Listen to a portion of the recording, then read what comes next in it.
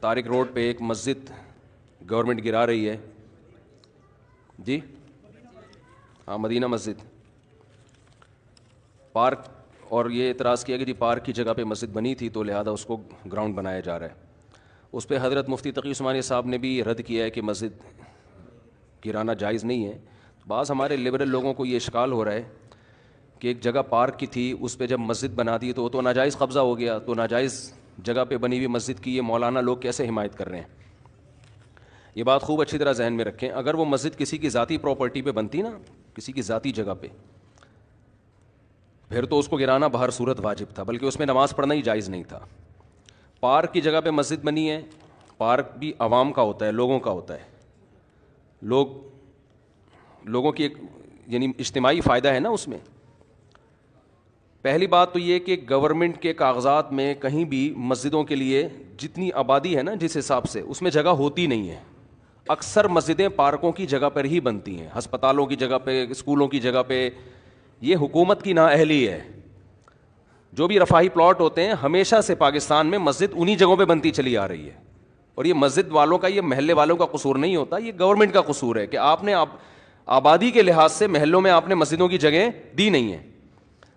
تو پارک بھی لوگوں کے اجتماعی فائدے کے لیے تھا، تو اسی اجتماعی فائدے میں وہاں پبلک نے جب مسجد بنا دی ہے تو پبلک اس پہ راضی ہے کہ ہم پارک سے زیادہ کس کو فوکس کر رہے ہیں؟ مسجد کو فوکس کر رہے ہیں. کیونکہ پارک میں لوگ 24 گھنٹے میں زیادہ زیادہ ایک دفعہ جائیں گے نا، تو لوگوں کو پتا ہے فلاں جگہ پارک ہے، فلاں جگہ گراؤنڈ ہے، وہاں جا سکتے ہیں. مسجد میں کتنی جگہ دفعہ جانا ہے؟ 5 دفعہ جانا ہے. جب وہاں مسجد کی جگہ نہیں ہوگی تو لوگ پارک میں بنائیں گے مسجد.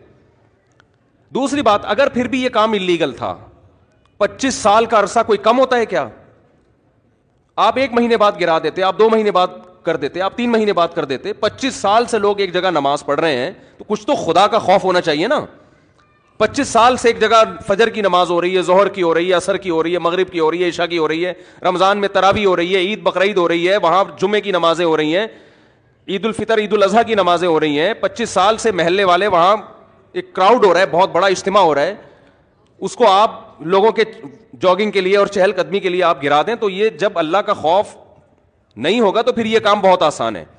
ویسے بھی لوگ مینٹلی ایک چیز کے لیے، ایک چیز لوگوں کے ذہن میں، محلے والوں کے ذہن میں بیٹھ چکی ہے کہ یہ عبادت کی جگہ ہے، یہاں ہم نماز پڑھتے ہیں. آپ خود سوچو، وہاں جب وہی لوگ وہاں آ کے دیکھیں گے کہ یہ مسجد تھی جہاں اذانیں گونجا کرتی تھیں، جہاں نماز 25 سال سے ہوتی آ رہی ہے، وہاں کیسے غیرت مند آدمی اس پارک میں ٹہلے گا؟ کیسے غیرت مند لوگ کہیں گے یہ اللہ کا؟ دیکھو مسجد کا مطلب کیا ہوتا ہے؟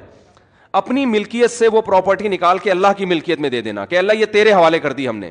تبھی علماء کا اس پر اتفاق ہے کہ ایک جگہ جب مسجد کو نامزد کر دی جائے تو قیامت تک کے لیے وہ مسجد بن جاتی ہے، کیونکہ آپ نے اللہ کی ملکیت میں دے دی. اب آپ اس کو اپنی ملکیت میں واپس نہیں لے سکتے. حتیٰ کہ جس نے پلاٹ وقف کیا ہے نا وہ بھی نہیں لے سکتا واپس. ایک آدمی نے 1 کروڑ کی پراپرٹی خریدی اور مسجد کے نام وقف کر دی، نمازیوں کے لیے کھول دیا اس نے اس کو. اب وہ واپس نہیں لے سکتا کہ میرا پلاٹ ہے میں واپس لے رہا ہوں. ہم کہیں گے جب آپ نے وقف کر دیا تو یہ کس کا ہو گیا؟ اب یہ اللہ کا ہو گیا. تو یہ دشمنی کس سے ہو رہی ہے؟ سیدھا سیدھا یہ مولویوں سے دشمنی نہیں ہو رہی ہے. ہماری گورنمنٹ اور یہ لوگ اس پہ ہیں کہ مولوی لوگ احتجاج کر رہے ہیں کیونکہ مولویوں کے مفاد پہ زد پڑ رہی ہے. مولویوں کو کچھ بھی نہیں ہو رہا اس سے. ہمارے مفاد پہ کیا زد پڑ رہی ہے؟ کچھ بھی نہیں ہو رہا ہمیں. وہ مسجد رہے نہ رہے میرا کیا فائدہ اس سے بھائی؟ ایک آدھ آدمی کے شاید کوئی بیچارے امام کی وہاں تنخواہ ہو، وہ اماموں کو اللہ ویسے ہی کھلا رہا ہوتا ہے. وہ ایک جگہ سے بند ہوتی ہے، اللہ رزق کے 10 راستے کھول دیتا ہے. یہ آپ جنگ مولاناؤں سے نہیں کر رہے ہیں، یہ محلے والوں سے نہیں کر رہے ہیں، یہ آپ جنگ ڈائریکٹ کس سے کر رہے ہو؟ اللہ سے کر رہے ہو. خدا کا خوف کرو، کچھ خدا کے غضب سے ڈرو. یہ آپ ڈائریکٹ اللہ سے جنگ کر رہے ہو.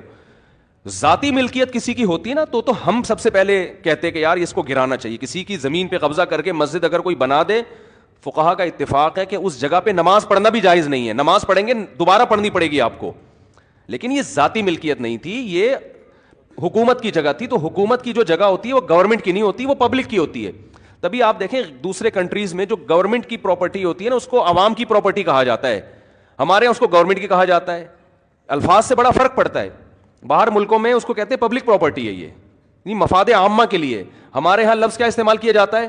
حکومت کی. اس کا نقصان یہ ہوتا ہے کہ لوگ سمجھتے ہیں حکومت اب اس میں خود مختار ہے. یہ لفظ ہی غلط ہے. یہ پبلک حکومت کی کوئی چیز نہیں ہوتی. جو حکومت کی چیز ہوتی ہے وہ اصل میں کس کی ہوتی ہے؟ وہ عوام کی ہوتی ہے. تو گورنمنٹ کو یہ اختیار نہیں ہوتا کہ اس میں تصرفات کرنا شروع کر دے. تو مسجدوں کے ساتھ بھی یہ معاملہ ہوتا ہے. ابھی کراچی میں وہ کون سی جگہ تھی یار، وہ جو ایک بہت بڑی بلڈنگ کو گرایا نسلا ٹاور, اس کے ساتھ بھی یہی ہوا. کتنے سال سے لوگ رہ رہے تھے وہاں پہ, اچھا خاصا ٹائم ہو گیا. اچھا وہاں اس کے اونر کیونکہ میرے بیان میں بھی بیٹھتے ہیں, ان کے ریلیٹیوز لوگ ہیں, انہوں نے مجھے کہا کہ مفتی صاحب یہ بہت ظلم ہو رہا ہے کیونکہ اس ٹاور کے سارے ڈاکومنٹس مکمل ہیں. دیکھیں جب بھی کوئی بلڈر بلڈنگ تعمیل کرتا ہے نا تو لیگل کیے بغیر تو ممکن ہی نہیں. اتنی بڑی بڑی بلڈنگیں انلیگل جگہ پہ بن ہی نہیں سکتی ہیں. آپ کا قانون اتنا پیچیدہ ہے کہ آپ نے ایک بلڈنگ بنا دی, 15 20 30 سال سے لوگ رہ رہے ہیں, کسی بھی سرفرے کا موڈ اٹھتا ہے نا وہ کوئی نہ کوئی کاغذ نکال کے لا کے کیس کر دیتا ہے.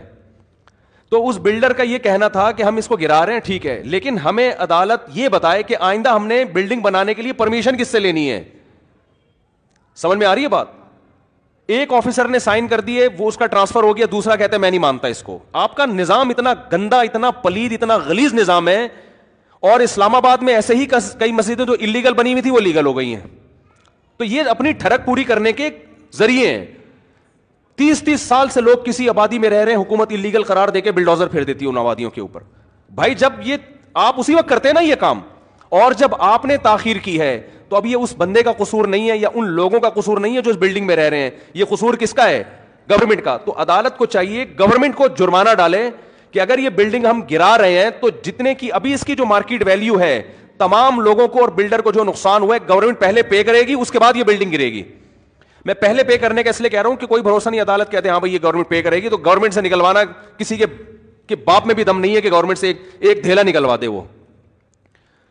تو یہ اتنا کھلے عام ظلم ہو رہا ہے. آپ بتاؤ وہ جو نیسلا ٹاور تھا نا, وہ جب گرا ہے میں نے دیکھا ہے لوگوں کی چیخیں نکلتے ہوئے.